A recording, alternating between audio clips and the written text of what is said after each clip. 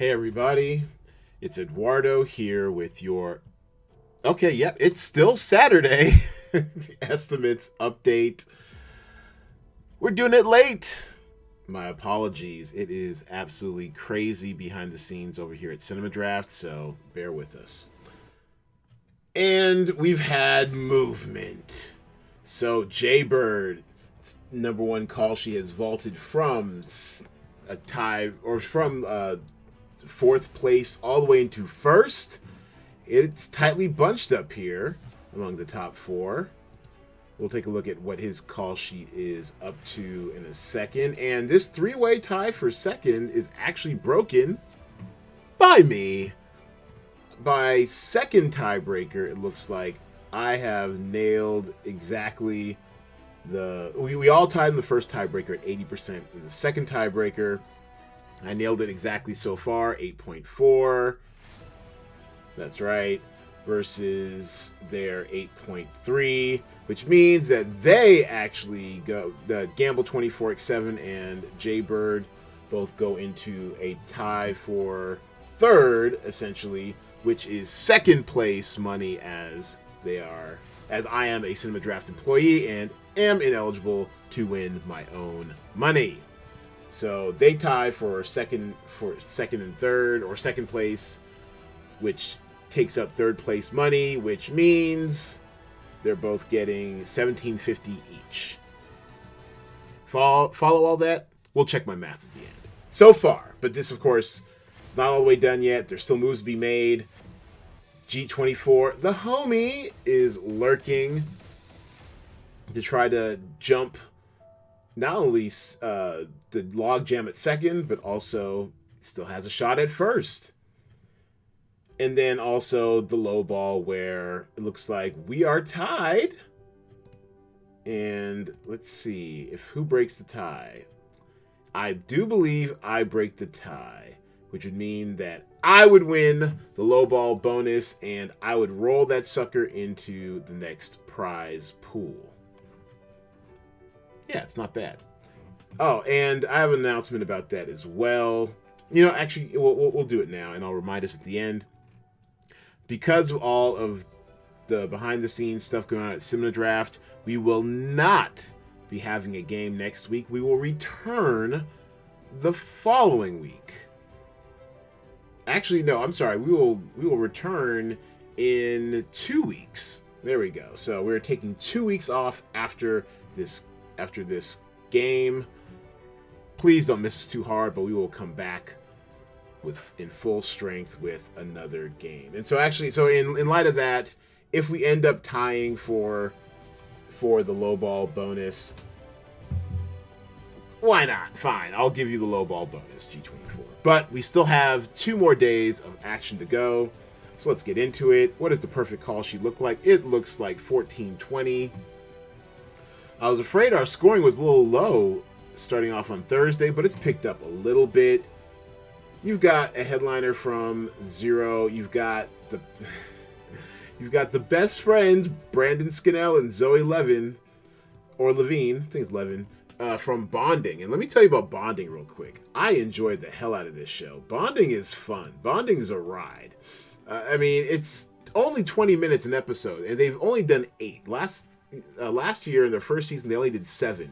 And yes, it is what you think it is. A grad student moonlighting as a dominatrix ropes her best friend into the lifestyle. I mean, it's not... How is there 322 photos? Wow. IMDb, your kink is showing. Anyways, I mean, beyond, being sex positive and not kink shaming, it is a pretty decent comedy. It's technically a dramedy, but... And they did really plumb the depths of the relationship between Tiff, Zoe Levin, and her best friend, what's his name? Pete, aka Master Carter. He actually is trying to get into the lifestyle so he can help his comedy.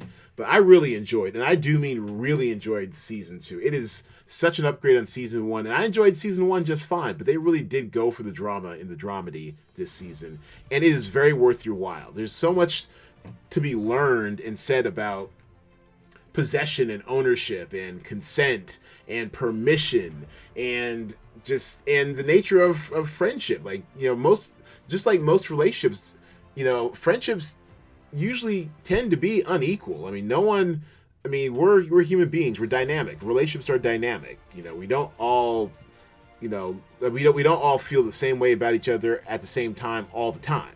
And it's kind of interesting how they explored that between their friendship, their high school friends, into adulthood today, and it's fascinating. I really enjoyed this season. I highly, highly recommend it. I mean, it helps having seen the first season, and I do recommend it, but even if you just want to go in cold on the second season, because I know some of you guys are savages and just would do that, I mean, it's even worth it just going in cold in second. These are all season 1 photos, actually. And maybe if I go backwards. Yeah, there we go. Now we're into season 2. No, this is all season 1 stuff. Wow. They really enjoyed... They really enjoyed season 1, apparently, on IMDb. But it's a great show. I really enjoyed it. We'll keep that moving. Yeah, maybe we should stop here. But definitely check out Bonding. It's worth your time. All right, so the headliner stack from Bonding. The Bodega Boys, Jesus and Mero. An optimal stack? Yeah, there we go. An optimal stack of Resident Alien, which is getting really good reviews. So this is incredible value here. I mean, yeah, if you want to talk about some missed pricing over the weekend, and then a headliner from The Dig. You want to talk about some missed salaries this weekend. I mean, I'll fess up, the little things totally shit the bed. Now, I will say this. I did watch it last night, and for about half of the movie, you're kind of wondering what the point is. You're like, why did they need to make this movie? It's fine. It's kind of interesting, but Rami Malek is wildly miscast. You have 3 Oscar winners here, so that is the calling card. That's the draw. And Denzel is Denzel enough. I mean, he's fine. But Rami Malek as like his de facto partner, as a hotshot 1990 LAPD detective, it just doesn't work. What you need for that role, you need someone with kind of like the good boy, all-Americanness of, say, like a Chris Evans. Like you basically need Captain America to start the movie, and by the end of the movie, which gets far more interesting, and ends, in pretty interesting character detail, then you get Rami Malek. So you need someone with that range to start off with, that kind of, I don't know, all gung-ho G.I. Joe type, I'm gonna lock him up, type dude, down to the weird, moody, curious stares of your Rami Malek's. Like, he always has that dead-eyed stare effect that he truly turns up, and it just doesn't work at the beginning of the movie. But by the end of the movie, when his character's fairly hollowed out, he's seen some shit, totally works. And the movie really takes off once you get Jared Leto involved. And he doesn't really kind of come in until about an hour into the movie. So I can understand why some critics just kind of psychologically bailed on it in the first hour. But when Jared Leto, and you've seen this in the trailers, I'm not giving anything away. When Jared Leto gets into the box, into the interview witness room, it's something. Rami is just miscast. I mean, I love him as an actor. He's a bit of a weirdo. I cannot wait to see his James Bond villain movie. Yeah, but it's Jared Leto that really does dose. I mean, look how goofy and creepy this guy looks. That's this movie in a nutshell. So I actually recommend it, but just temper your expectations. The first hour, may not be all that, but it definitely picks up, and you just have to kind of live with Rami being miscast. It's distracting, but there's enough good stuff in it to watch it, especially Jared Leto just being a really, really big weirdo. All right, so those are my 2 reviews for today. And how they match up. So Jaybird, what he did right, he is actually, he's only 2 points off the perfect call sheet. Oh yeah, he's less than 2 points off the perfect call sheet. Actually, let's do this. We'll make this a new feature.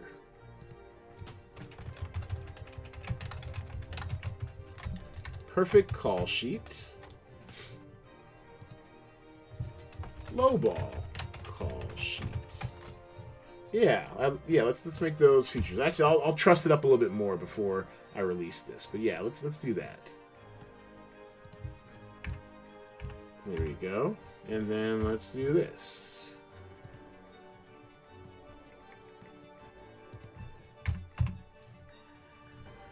There it is. That's how we make the magic happen.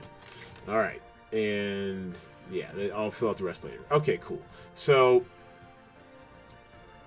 Jaybird has bonding, has the Bodega Boys. Mixed Dish, that's where he differed. And then the rest, the final 5, the Optimal Stack of Resident Alien and the Dig, all checked out. So this is what we call a 1v1. He is one actor off of the perfect call sheet. So he either needs Mixed Dish, which looks like it came out on Tuesday, to somehow gain a little late momentum, or for the perfect call sheet to stumble a little bit on below 0. Below 0, he needs to dip by 2 points, or Jaybird needs to pick up 2 points to make the perfect call sheet. And we are, in this logjam right here, we all have the same call sheet. It's super close. And in this one, we both went with a headliner stack from Mixed Dish. So we need, so in that case, we need the Dig to fail, to stumble a little bit. So we'll see. Like, it's a 4-day game. There's still some things to be decided. The Draft Mom Brown Baby, I think she's up to 7th. Idemo picked up some points, but not nearly enough. So let's take a look at this low ball action here. As I think I predicted, the Wendy Williams movie came and wrecked his low ball chances for Jaybird. So, and actually I was surprised to see that it got a Google user score. And that it did. It was, that high. So people are enjoying it. I guess my mom is watching it. She said she wanted to watch it. So she's part of the masses who are putting Wendy Williams on. Not a promising RT score. Metacritic can't be bothered to cover it. And 6.3 from IMDb. So I expect at least an IMDb boost. So that pretty much almost effectively knocks him out of the running. We are a good 60 points off almost. Low ball call sheet. It's got a heap and helping of Haymaker. 5 stack of Haymaker, 3 pack of Caged, and a day player stack of the little things. And it totally makes sense because you can make up all that salary with Natalie Morales, who really, she's a good actor, but she has nothing to do in this. And Glenn Morshower is barely in there. I actually remember him from 24 Days on Fox TV, from 24. But yeah, so these guys make up the salary you need at, decent price savings. Score savings, because you can afford to load up at the bottom end of the barrel and then make it up with just 2 day players from our most expensive salaried title of the slate. I really got this one wrong, y'all. Anyways, we are tied, but like I said, I actually have the tiebreaker. I nailed exactly we both tied on the first tiebreaker. We both have 80. And then on the second tiebreaker, he has 8.3 and I have 8.4, so I am closest to the hole. I'm in the hole, actually. So, but like I mentioned, because we're going to take 2 weeks off, 2 weeks to get our affairs in order, and also, I do believe Valentine's Day weekend's coming up. Spend it with a loved one. Hang out. Because we're taking 2 weeks off, and we'll be back better than ever. Hopefully, guys, you won't miss us too much, but we'll come back ready to play with a lot of pent-up energy and ready to win our little monies. All right, so that's going to do it for the Saturday update. Fingers crossed Sunday comes through a lot quicker. My apologies this week. we do have a lot going on, but we're going to take a couple weeks off, clear the decks, get our head on straight, and be back with a lot more DraftStream action. Look for the email update sometime after 12 p.m. Pacific time tomorrow, and I'll be back to holler at you all Monday with the final results. But no new talent pool preview. There's not going to be a new talent pool in the Monday update. Just going to be an update. So thanks everybody for playing. Thanks everybody for watching. Thank you for your data. We do appreciate it. It's making the game better. It's making me a better player because I did call my shot. I still have a chance, damn it. And as far as tiebreakers go, I can still technically beat you, G24. I'm coming for you. But I love the competition. Thanks everybody for playing. See y'all on, I will talk to you all on Monday. Email update tomorrow. Holla at your boy.